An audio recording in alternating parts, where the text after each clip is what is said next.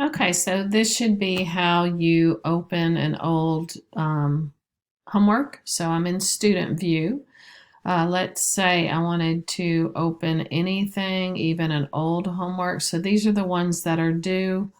Um, looks like December 7th.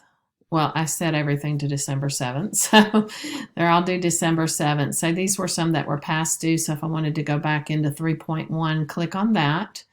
And then you can go back to each question and look at those again or redo them. And sometimes you might have something there that says ask for an extension. So if it does have the words ask for an extension when you get there, you can actually print those assignments. Go ahead and click on ask for an extension. It will automatically give you one if you here. If you needed to request an extension, if it's locked or whatever, then just do that and it will automatically give you a request for an extension. So I hope that helps you know how to get into the past homeworks and work those problems. So just click on a question and do it. Thanks.